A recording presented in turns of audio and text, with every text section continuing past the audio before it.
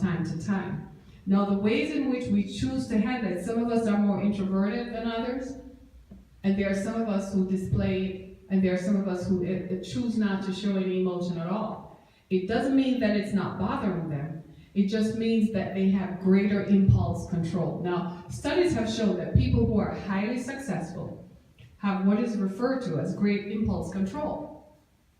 And what that means is those people are so incredibly self-disciplined that they don't make impulsive decisions. Everything is thought out. And so what you have to do in managing your emotions, you've got to find ways to control your impulses. Now, I know I have an impulse to shop. So because I know I have that issue, I don't go to the mall some days. I don't go to the mall, just because I know that I have that. And one of the things I learned how to manage that was I would go to the mall and I would just take everything into the fitting room and I'd imagine myself in it. I'd try them all on and then dared myself to walk out of the store without buying anything. You can say the stakes are high. Yeah, they are. Because I had to manage my emotions. Do you see what I mean? Now, many of us, there are some people I know, there's only really one person I know who never gets angry. And that's because he has great impulse control. But I do wonder what price he pays for that. Because he'll just not talk. He'll just sit there and not talk. No, he can afford that. And there is a great example of that. It's Barack Obama. And he even admits that he had no idea that he had that temperance. That when everybody's going crazy around him, he's the one who is the calmest person in the storm.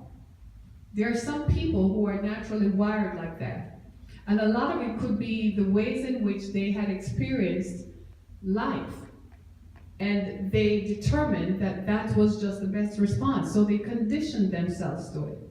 They conditioned themselves to respond to crises like that. Now, that is the ideal situation. But since many of us are a work in progress, what we need to do is to work towards that. So managing your emotions is a great way to start. I read a story once about a young woman who was dating a guy, and she was confiding to her friend that she had never, she didn't know what was going to become of it. And her friend sent her a text message that said, manage your expectation. And she said, what on earth does that mean? And he said, simply put, don't get too caught up in how he responds to anything because it may never work for you. If that's not going to work for you. In managing your emotions, you have to set reasonable expectations of certain situations. Now, don't put yourself out there. Don't tempt yourself. If you have an issue with chocolate, it makes no sense you walk near Godiva Chocolates. If you have an issue with donuts, don't drive past a Dunkin' Donuts until you are strong enough to overcome it. So in managing, the best ways in which you can tailor some things is to re-trigger yourself. And this is why I say this over and over. You've got to have that conversation with yourself. You've got to be able to have that kind of conversation that determines how you want this to come out. And you have to literally tell yourself, what are the stakes here? What is to be gained here and what is not? Because I have done some things. I have driven myself into some things. And if I had listened to that little inner voice that said, do you know what you're going to do? If I had stopped long enough to listen to that voice, the outcome of the situation would have been changed. So this is why it's important to know yourself. Know what it is that triggers you. Ladies and gentlemen, ladies, find out before you enter into a relationship, discover the things that make you feel. Talk about them to yourself. Calm yourself. Talk to yourself. Have yourself with that conversation. And then the other thing is to resolve the emotional traumas of your past. Isn't that important? If there have been emotional trauma in your past, you have to come to rest with it. And I've said this in other groups that some of the things that have happened to us as children, we had no control over. That's the first thing you tell yourself. I was a child, I had no control over. so you can lay the guilt down. Stop feeling guilty about it. You had no control over it. It was the adults in the situation who should have ensured that your integrity and your emotions were kept intact. They were responsible for your safety and your security, and they dropped the ball. So get to the point where you can resolve that. You have to have that conversation with yourself, especially in cases where there was significant physical abuse, emotional abuse, and even sexual violations. You have to resolve that emotional trauma. Now, there have been horrific stories, and I've heard some. I myself survived some of that. But I had to have this same conversation with myself, because in order for me to live, and in order for me to live in the design that I was meant to be, which was to live a healthy, balanced, wholesome life, I could not take that trauma with me. And so what I did was I talked to myself. I learned to manage my emotions by re-triggering and rewiring the way I think. And I settled the disputes of the past. Let me just say this real clearly. Say this out loud. The past has no control over me. Has no control over me. I arrest all the demons of the past. And I live a productive, happy life. Say those things every day to yourself. Tell yourself, create in your mind, in the process of renewing your mind, create in your mind life by design the way you want it to be. And think on those things.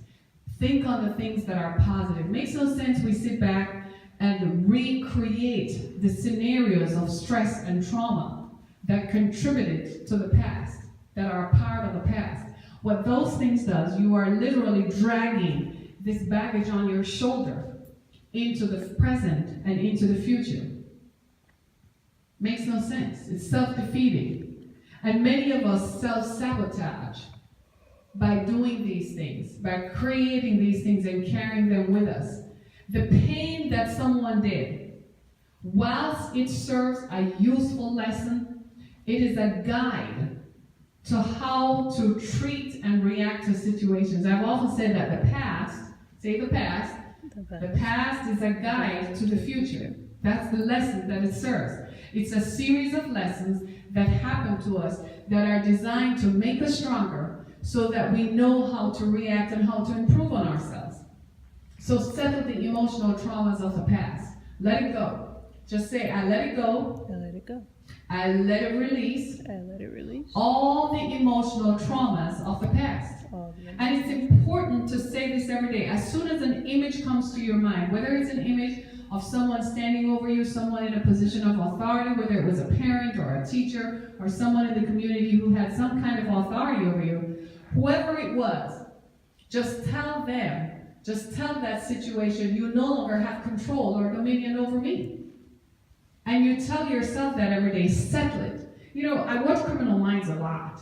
And one of the things that I see happen in what they would refer to as the criminal pathology of criminal minds is that the people who choose to execute wicked acts on other human beings, they have a way of standing in front of a mirror and recreate the traumas and abuse of their childhood.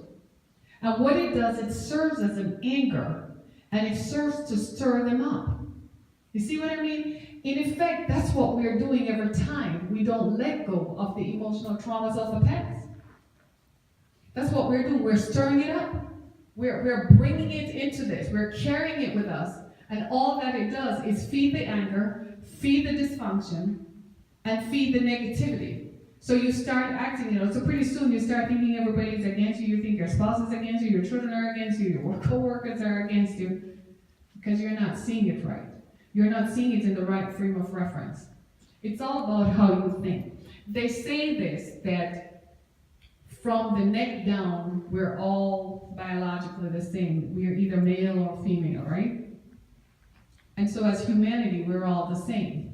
But from the neck up, that's where the difference is, because the difference is in our intellectual capital. And our intellectual capital is largely determined by our emotional intelligence and the other things that make us who we are.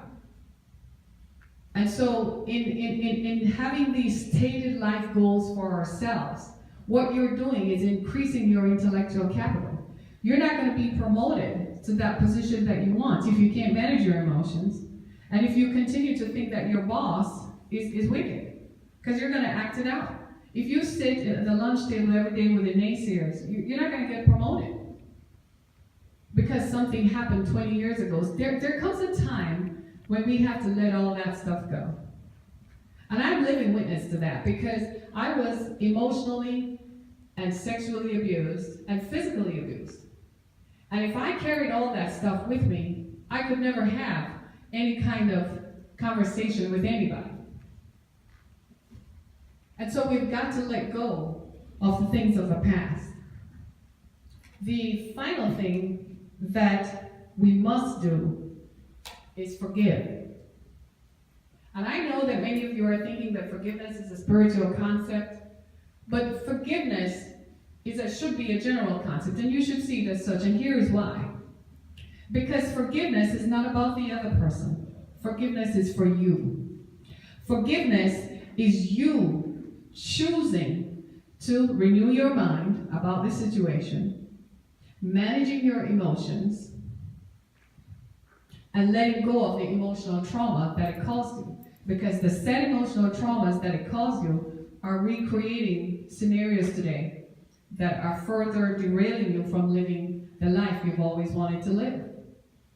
So it's very important to forgive. Now, forgiveness doesn't mean that the person gets away scot-free. They already got away. They've already done the harm. I am very sorry about your loss, but it's not going to change the fact that it happened. But what can change is your mind. What can change is your acceptance that it happened and it's in the past and that's where it should be. And once we get to that stage, then we're ready for healing to flow. Now, healing takes a variety of steps. Healing could be therapy, whether you go to your therapist. Healing could be spiritual counseling. Healing could be prayer or meditation. Healing could be you sitting in a quiet place and telling yourself that I have to rethink these things. It doesn't negate what happened. It doesn't mean that we're giving the person who hurt you the freedom to run off. But what we're giving you, what I'm giving you today is your freedom back. I'm giving you your freedom so that you can continue to live the life and live the best life and be the best version of yourself. And that is my goal for you today. So, before we leave today, there are a couple of things that I want us to say to ourselves. Could you just stand for a minute? And what I want you to say are these things.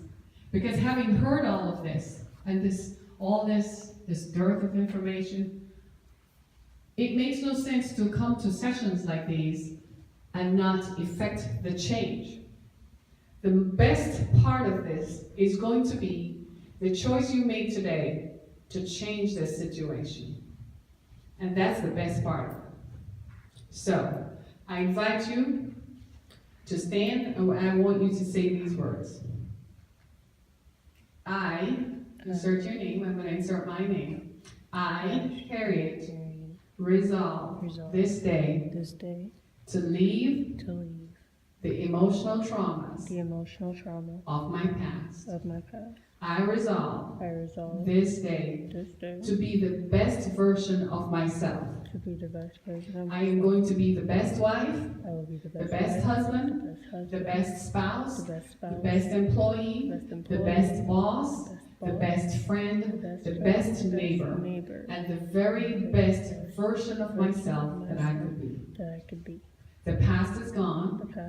The past is over. It's a new day. And it's my day. Be blessed, everybody.